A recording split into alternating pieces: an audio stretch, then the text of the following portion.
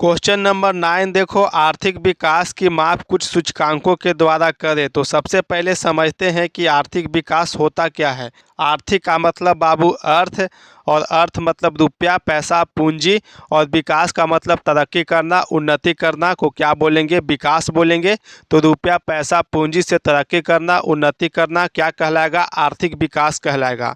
आप अगर आर्थिक विकास के बारे में नहीं जानते हैं कि आर्थिक विकास होता क्या है, तो जस्ट इसके पिछले वाले वीडियो में बताए हैं कि आर्थिक विकास क्या होता है। आर्थिक विकास को परिभाषित करें। वीडियो देखने के लिए बाबू क्लास 10th एनसीईआरटी इकोनॉमिक्स करके प्लेलिस्ट मिलेगा, वहाँ पे आपको सारी की सारी वीडियो इकोनॉमिक्स का मिल जाएगा। कि माप है, माप का मतलब बाबू मापना, मेजर करना। तो किसको मापना? तो आर्थिक विकास की माप, यानी कि आर्थिक विकास, रुपया पैसा से विकास हो रहा है, उन्नति तरक्की को क्या करना? माप देना। कुछ सूचकांकों के द्वारा करें। सूचकांक का मतलब क्या बाबू? सूचकांक का मतलब लिस्ट, आंकड़ा, सूची को क्या बोलते हैं? सूचकांक बोलते हैं। जैसे मान लीजिए कि आपके घर में छठ पूजा हो रहा है और आपके मम्मी कुछ सामान लिखवाते हैं कि 5 किलो अंगूर, 10 किलो संतरा, 2 किलो मिठा, 1 किलो चीनी और 10 दर्जन केला ले आओ। तो आप पेपर लेते हैं और पेन से लिखने लगते हैं। तो जो भी पेपर पर आप पेन से लिखे बाबू, जैसे ये पेपर हो गया, आप पेन से कुछ लिखने लगे तो आपने क्या किया? सूची बनाया, लिस्ट बनाया, आंकड़ा लिखा बाबू। उन आंकड़ों को जाते हैं दुकान में देते हैं और आपका दुकानदार सारा का सारा सामान निकाल करके दे देता है। तो यह पेपर क्या हुआ? सूची हो गया, लिस्ट हो गया, आंकड़ा हो गया। इसी प्रकार से बाबू आपके गांव घर में सरकारी आदमी आता है सर्वे करने के लिए, एक बड़ा सा पेपर लेकर के, और आपसे पूछता है कि बताओ आपके घर कैसा है, कच्चा है कि पक्का है, आपके पिताजी कितना कमाते हैं, आपका खेती है या नहीं, आपके घर में मोटरसाइकिल गाड़ी वगैरह है या नहीं। ये सब सारा का सारा क्या करता है? सूची बनाता है, लिस्ट बनाता है सरकारी आदमी, और लेकर के चला जाता है। तो उस सूची के द्वारा, उस लिस्ट के द्वारा सरकार पता लगा लेती है बाबू कि आप गरीब हैं या अमीर हैं। उसी प्रकार से बाबू अगर किसी देश का विकास हुआ है, आर्थिक विकास हुआ है, तरक्की हुआ है, तो सूचकांकों के द्वारा पता लगाया जाता है।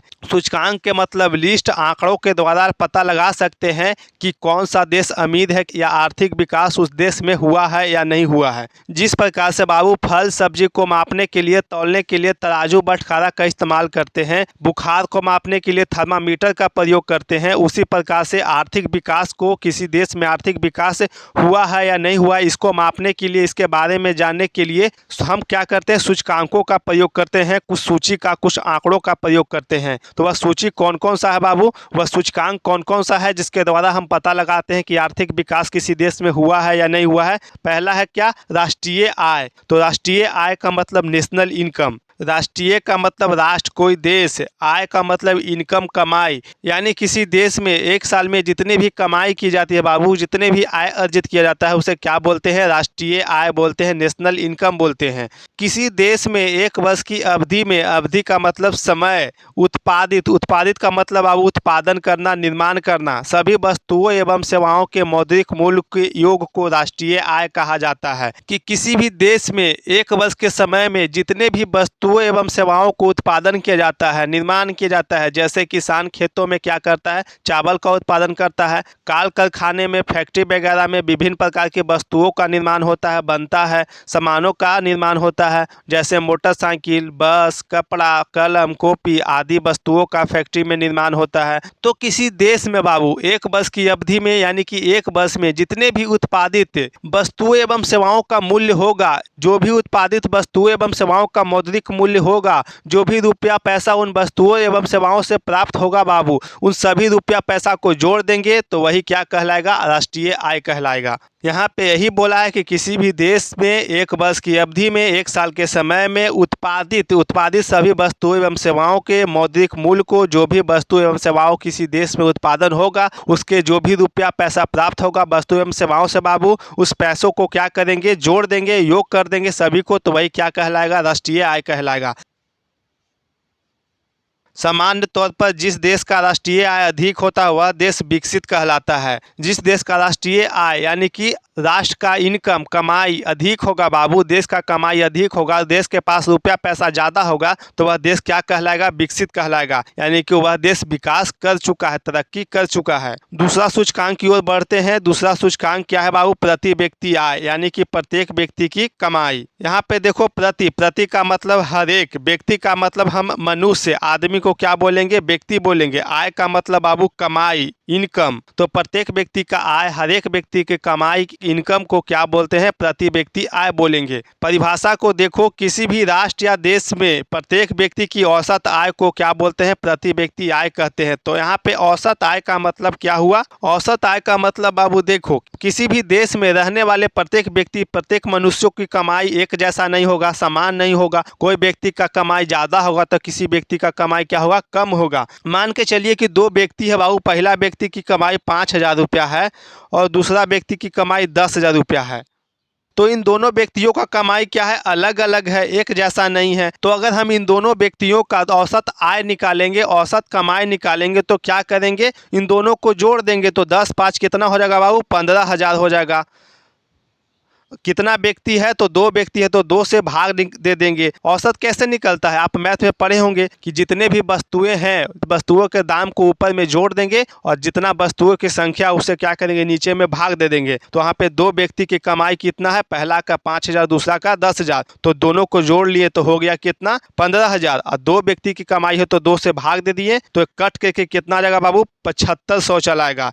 यानी कि प्रत्येक व्यक्ति की औसत कमाई कितना हो गया? 7500 हो गया। तो औसतन कमाई एक व्यक्ति की कितना हो गया? 7500 रुपया हो गया। तो आपके मन में ये सवाल नहीं आता होगा सर जी कि ये तो गलत है, आप कैसे कह दिए कि एक व्यक्ति का कमाई 7500 रुपया हो गया? हम तो जान रहे हैं कि एक व्यक्ति की कमाई 5,000 थी और दूसरा व्यक्ति की कमाई 10,000 थी। एक व्यक्ति की कमाई आप 2500 बढ़ा दिए और दूसरे व्यक्ति की कमाई आप 2500 घटा दिए। यह कैसे, क्यों हो गया, काहे हो गया? आपके मन में सवाल आता होगा। लेकिन बच्चा, सरकार को अपने देश में रहने वाले प्रत्येक व्यक्तियों का आय निकालना संभव है। अगर प्रत्येक व्यक्ति का आय सरकार निकालने जाएगा तो वह सही ढंग से निकाल नहीं पाएगा। एक्चुअल इनकम, वास्तविक कमाई सभी व्यक्तियों का निकाल नहीं पाएगा। निकालने में क्या हो जाएगा? गलत हो जाएगा। तो सरकार क्या करती है, उस देश का सरकार क्या करती है कि प्रत्येक व्यक्ति का क्या करती है? औसत आय निकाल देती है। इसी को क्या बोलते हैं? प्रति व्यक्ति आय बोलते हैं। यानी सिंपल भाषा में कहें तो किसी भी देश में एक साल में जितनी भी कमाई की जाती है, जितने भी आय अर्जित की जाती है, उस देश के कुल जनसंख्या से भाग लगा देते हैं। देश में जितने भी जनसंख्या, जितने भी लोग रह रहे हैं उस जनसंख्या से भाग लगा देंगे तो वही क्या कहलाएगा?